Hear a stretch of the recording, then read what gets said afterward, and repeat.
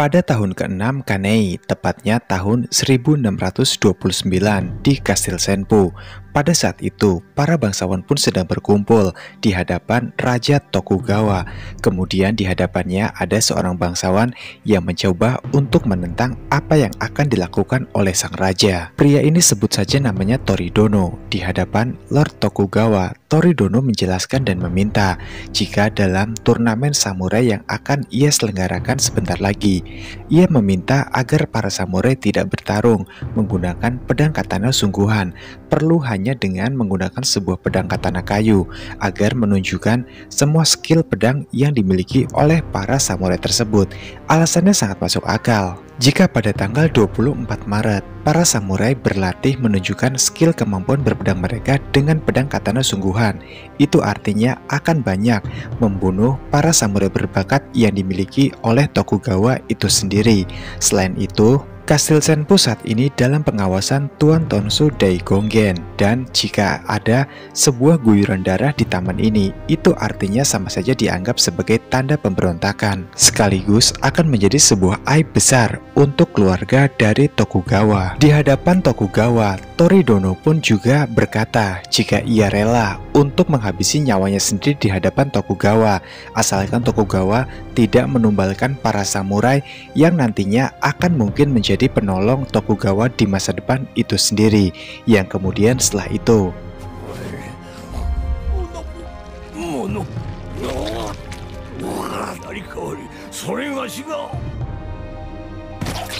walaupun Toridono sudah mengorbankan dirinya sendiri supaya turnamen samurai itu tidak diselenggarakan dengan menggunakan pedang katana asli, namun di sini Tokugawa pun nampaknya sama sekali tidak peduli.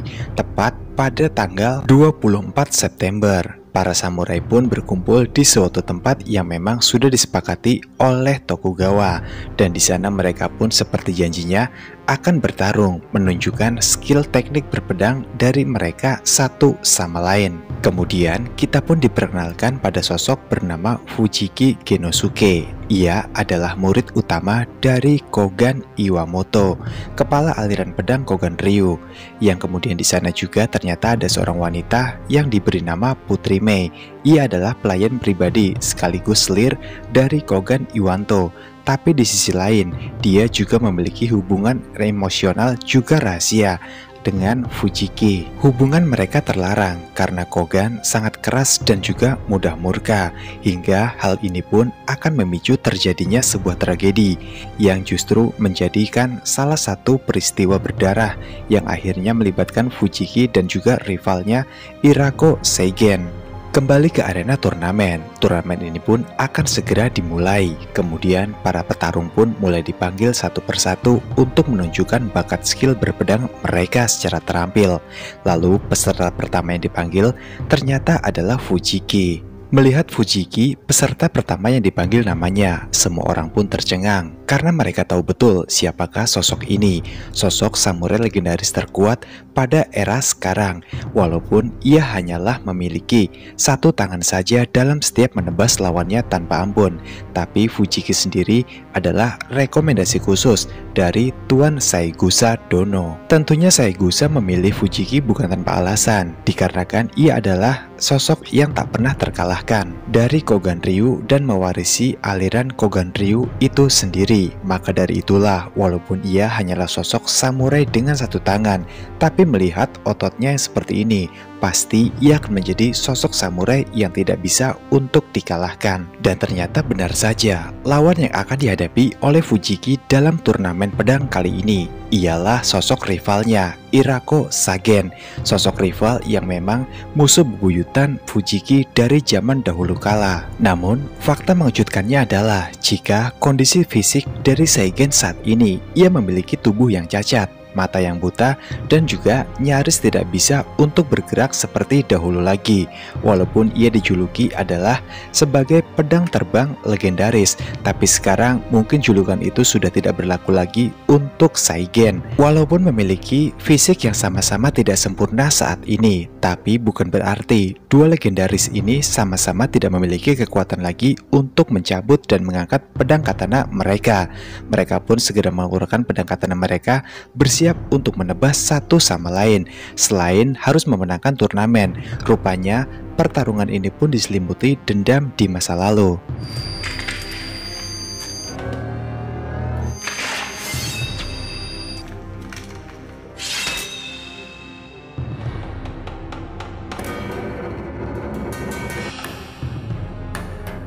Namun, sebelum dua samurai ini benar-benar bertarung, kita pun diajak flashback pada masa 7 tahun sebelumnya, tepatnya tahun ke-8 Gena, 1622 Fraktur Tautomi. Ketika itu di sebuah dojo, Fujiki sedang berlatih bersama dengan murid-murid di dojo tersebut, karena Fujiki di tempat ini adalah instruktur pedang dari semua murid, walaupun hanya menggunakan sebuah pedang katana dari kayu saja, tanpa menebaskan dan mengayunkannya pada murid tersebut. Tapi sang murid pun dapat dilumpuhkan dan ia pun sudah berteriak kesakitan, hanya dengan sebuah teknik tekanan pedang dari seorang Fujiki. Master Ushimata pun segera menyuruh Fujiki untuk menghentikan semua latihan ini karena sudah selesai. Lalu setelah mereka berhenti berlatih, ada sosok bercaping yang masuk ke dalam dojo itu, dan ternyata itu adalah Saigen. Saigen di sini bermaksud datang hanya untuk menantang kepala dari aliran pedang Kogan Ryu, yaitu Iwamoto Kogan. Semua orang pun terkejut dengan pernyataan dari Saigen kali ini, yang kemudian Master Ushimata pun memberikan syarat sebelum ia menghadapi kepala dari pemilik dojo ini. Maka Saigen pun diharuskan untuk melawan dua murid terkuat dari dojo ini sebelum melawan kepala mereka. Saigen pun dengan senang hati menerima tawaran tersebut. Menyadari jika ada sesuatu yang tidak baik, Mei pun putri dari Iwamoto kemudian langsung memberikan kabar ini kepada sang ayah. Tapi sayangnya di kampanye saat ini, Kogan Iwamoto sedang melatih teknik bermain pedangnya bersama dengan putri Mei. Guys, jangan ketukar ya. Jadi putri dari Kogan Iwamoto adalah Mei Iwamoto Kogan, sementara selirnya adalah putri Mei. Kembali ke dojo, di mana Fujiki dan juga Saigen siap untuk melakukan sebuah pertarungan. Dan di sini mereka bertarung hanya menggunakan pedang kayu saja. Tapi Fujiki sadar siapakah sosok yang ia akan hadapi saat ini. Begitupun dengan Saigen yang sudah mengenal kiprah dari seorang Fujiki. Singkatnya, dalam pertarungan tersebut ada sebuah insiden yang tak terduga terjadi, di mana Saigen mampu mematahkan dua jari jemari Fujiki sekaligus, membuat Fujiki pun merasa kesakitan dan ia pun sudah tidak bisa menggenggam pedangnya dengan baik dan benar. Namun walaupun begitu, Fujiki pun mengatakan jika pertarungan ini belum selesai, bahkan baru saja dimulai. Walaupun sang master mengingatkan Fujiki untuk sebaiknya berhenti saja dalam pertarungan ini, namun karena harga diri yang harus ia bayar mahal, Fujiki pun menolak dan memutuskan melanjutkan pertarungan ini. Master Ushimata menghormati keinginan Fujiki untuk bertarung hingga akhir melawan Saigen. Namun, melihat kondisi Fujiki yang sudah tidak memungkinkan untuk melanjutkan pertarungannya, Master Ushimata mengambil keputusan tegas. Ia memerintahkan Fujiki untuk duduk di bangku penonton bersama para murid lainnya, sementara pertarungan melawan Saigen akan ia ambil alih sendiri. Dua murid yang dimaksud dihadapi oleh Saigen tadi adalah Fujiki dan juga Master Ushimata. Setelah Saigen berhasil mengalahkan sang guru atau Master Ushimata, barulah ia diperbolehkan menantang kepala aliran Kogan Ryu, yaitu Kogan Iwamoto. Meskipun enggan dalam hatinya, Fujiki tapi tidak bisa menolak perintah dari Master Ushimata. Ia menahan rasa kecewa dalam diam, menyadari bahwa kehormatan Kogan Ryu kini berada di tangan Master Ushimata. Dengan langkah berat, ia meninggalkan arena, sementara sang guru berdiri tegak menggantikan posisinya saat ini. Suasana seketika menjadi hening, angin berembus pelan di antara bayangan para murid yang menunduk dengan rasa hormat. Pertarungan berikutnya bukan lagi tentang kebanggaan pribadi, melainkan tentang menjaga kehormatan dari aliran pedang hingga tetes darah terakhir.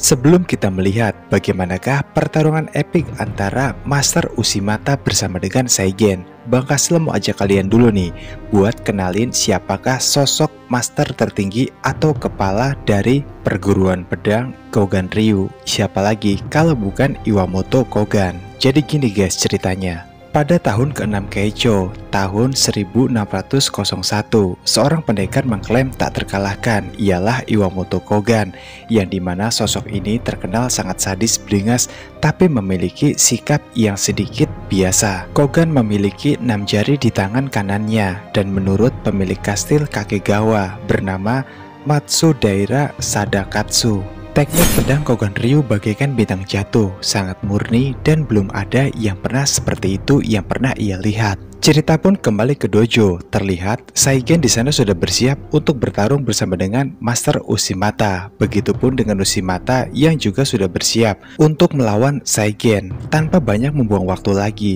Master Ushimata pun segera melompat ke arah Saigen. Sedikit menari, ia pun mengarahkan pedang katana kayu miliknya tepat ke arah Saigen.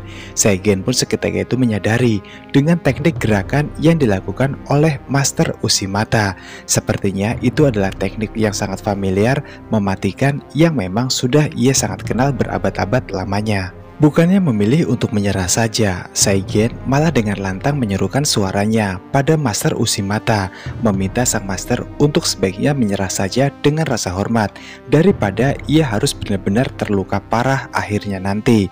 Mendengar perkataan itu, Fujiki segera menyuruh orang untuk menutup pintu karena ia sadar jika Mei saat ini sedang melihat ke arah dojo dan Fujiki tidak ingin Mei menyaksikan apa yang tidak seharusnya ia lihat. Lalu kemudian pada akhirnya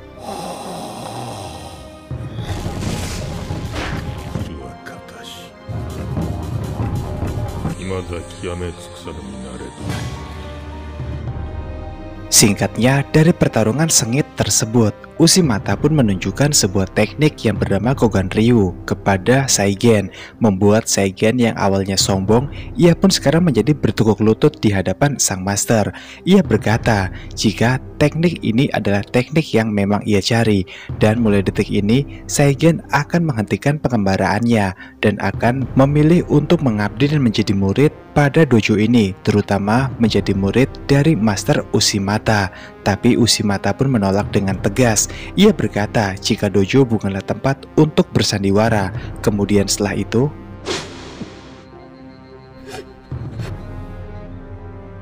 karena serangan tersebut membuat Saigen pun menjadi sangat marah. Ia pun segera ingin menghabisi Master Ushimata di tempat itu.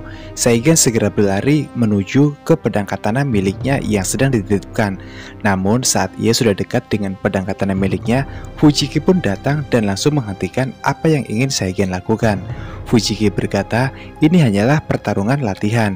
Jika Saigen ingin bertarung sungguhan, maka carilah perguruan lain untuk menjadi lawannya. Dan di sini Fujiki memastikan Saigen tidak akan dihabisi atau mati oleh Master Ushimata. Setelah benar-benar tak berdaya, Saigen pun dibawa oleh Master Ushimata dan juga para pengawal lainnya ke sebuah ruangan. Dan di sana nantinya entah akan diapakan Saigen ini. Namun yang pasti, saat melewati lorong di tempat itu, Saigen pun pada akhirnya tahu jika ternyata Kogan memiliki satu putri, yaitu Mei. Entah apa yang akan diperbuat oleh Saigen kepada Mei suatu hari nanti. Sementara itu, Kogan sendiri saat ini sedang sibuk dan berlatih kultivasi pedangnya bersama dengan Putri Mei. Jadi ya gini aja guys, kerjaan si Kogan ini setiap harinya. Walaupun ia dikenal sebagai sosok samurai yang tak terkalahkan, tapi ya cara melatih teknik pedangnya unik juga ya. Malam berikutnya, dengan membawa sebuah lilin untuk penerangan jalan, Ushimata bersama dengan orang-orangnya pun perlahan menuju ke kamar Saigen.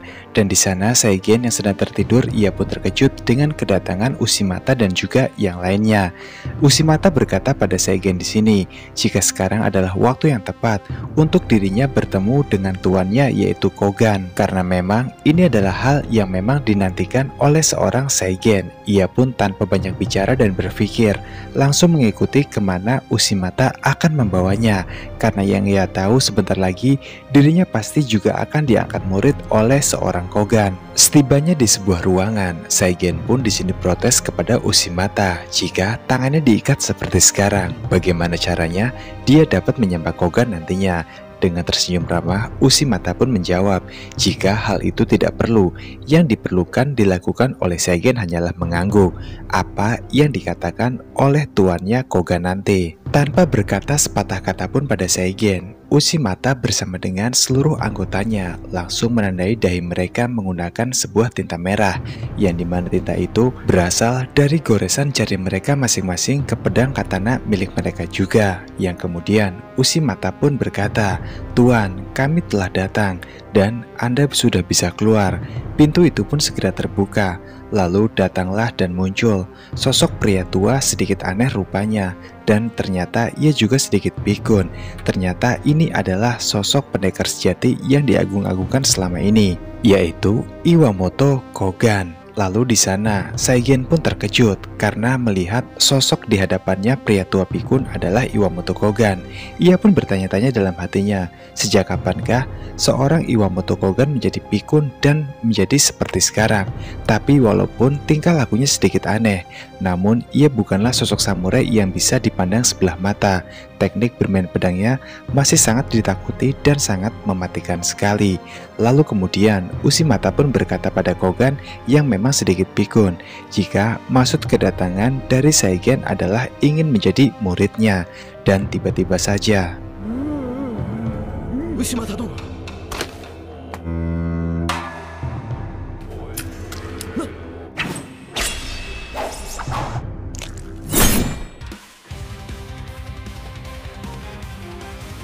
Oke guys, cukup segini dulu ya untuk pembahasan animenya kali ini. Gimana? Animenya seru nggak? Ya pastinya seru lah. Tulis pendapat kalian di komentar ya guys. Akhir kata mewakili segenap jajaran tim redaksi Kastel Official yang bertugas, yang tersebar di seluruh dunia dan beranggotakan berjumlah kurang lebih 1 orang.